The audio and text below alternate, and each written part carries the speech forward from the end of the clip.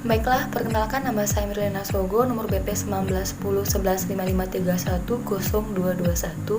asal kelas M5 dan kelas Bahasa Indonesia M12. Dan pada saat ini saya akan mempresentasikan tentang pedoman umum ejaan bahasa Indonesia, di mana ada atau terdapat 5 pembahasan, yakni konsep ejaan bahasa Indonesia, sejarah dan perkembangan ejaan bahasa Indonesia, penulisan dan pemakaian huruf dan kata, pemakaian tanda baca, dan penulisan unsur serapan. Pertama, kita masuk konsep ejaan bahasa Indonesia. Pengertian ejaan bahasa Indonesia, sejarah, perkembangan, pemakaian, dan penulisan adalah seperangkat aturan tentang cara menuliskan bahasa dengan menggunakan huruf, kata, dan tanda baca sebagai sarananya. Dan ejaan ialah keseluruhan peraturan bagaimana melambangkan bunyi-bunyi, ujaran melalui huruf, menetapkan tanda-tanda baca, memenggal kata, dan bagaimana menggabungkan kata. Jadi, bagaimana menuliskan bahasa lisan dengan aturan-aturan tersebut itulah yang berhubungan dengan ejaan. Dan dari segi bahasa, ejaan adalah kaidah cara menggambarkan bunyi-bunyi bahasa atau kata kalimat dalam bentuk tulisan atau huruf-huruf dan tanda baca. Dan yang kedua, kita masuk sejarah dan perkembangan EBI atau ejaan bahasa Indonesia, di mana EBI telah beberapa kali mengalami perubahan dan perkembangan. Saat ini, ejaan bahasa Indonesia yang kita gunakan adalah ejaan yang disempurnakan atau biasa disingkat dengan EYD.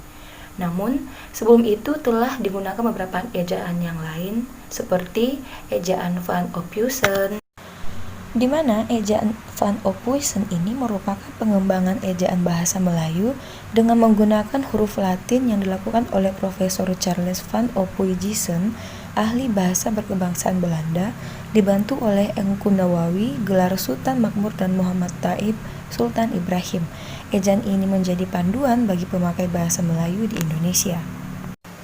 Nah, yang kedua ada ejaan Republik, di mana ejaan ini menggantikan ejaan sebelumnya, yaitu ejaan Van Ophuijsen. Dan yang ketiga ada ejaan pembaharuan, ada ejaan Melindo sampai Melayu Indonesia pada tahun 1959, ada EBI-EYD atau ejaan bahasa Indonesia, ejaan yang disempurnakan, dan yang terakhir ada EBI atau ejaan bahasa Indonesia pada tahun 2015. Nah, kita masuk yang ketiga, itu ada penulisan dan pemakaian huruf dan kata. Di mana pada pemakaian huruf ini ada huruf abjad, dan abjad yang digunakan dalam EBI terdiri atas huruf A sampai Z. Dan kedua ada huruf vokal, di mana huruf yang melambangkan vokal dalam EBI terdiri atas A, I, U, E, dan O.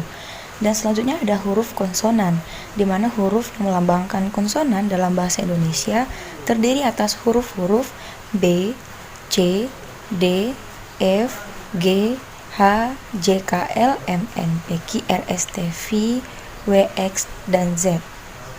Dan selanjutnya ada huruf diftong, di mana ini dilambangkan dengan AI, AU, dan OE.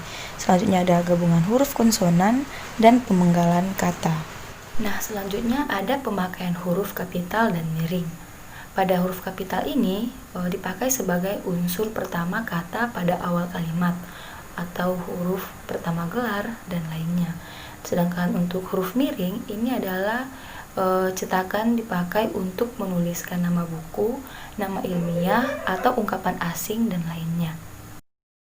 Nah, selanjutnya ada penulisan kata, di mana di sini ada kata dasar, kata turunan, ulang, dan jenis lainnya. Dan untuk kata dasar, ini adalah kata yang berupa dasar tertulis atau dasar ditulis sebagai satu kesatuan. Dan ada kata turunan, kata ulang, di mana kata ulang ini adalah bentuk ulang ditulis secara lengkap dengan menggunakan tanda hubung. Dan ada gabungan kata, ada kata ganti ku, kau, mu, dan nya, di mana kata ganti ini ditulis serangkaian dengan kata yang mengikutinya. Selanjutnya ada kata depan di, ke, dan dari, dan juga ada kata si dan sang. Nah, kata-kata ini ditulis terpisah dari kata yang mengikutinya. Dan selanjutnya ada partikel, ada singkatan dan akronim, ada angka dan lambang. Dan juga kita langsung masuk ke pembahasan yang keempat, yaitu pemakaian tanda baca. Di mana di sini ada tanda titik, tanda koma, dan beberapa jenis tanda baca lainnya. Nah, ini adalah beberapa jenis dari tanda baca dan tanda hubung dan jenis lainnya, di mana kita juga bisa melihat apa fungsi atau kegunaan dari setiap tanda baca tersebut. Nah, yang terakhir atau pembahasan yang terakhir itu adalah penulisan unsur serapan, di mana unsur serapan dalam bahasa Indonesia dapat dibagi dalam dua kelompok besar. Yang pertama, unsur asing yang belum sepenuhnya terserap ke dalam bahasa Indonesia, seperti force majeure, de facto, de jure, dan I exploitation, the I home, or I home. Unsur-unsur itu dipakai dalam konteks bahasa Indonesia, tetapi cara penulisan dan pengucapannya masih mengikuti cara asing. Dan yang kedua, itu ada unsur asing yang penulisannya dan pengucapannya disesuaikan dengan kaidah bahasa Indonesia. Dan dalam hal ini, penyerapan diusahakan agar ejaannya masih dapat dibandingkan dengan bentuk asalnya.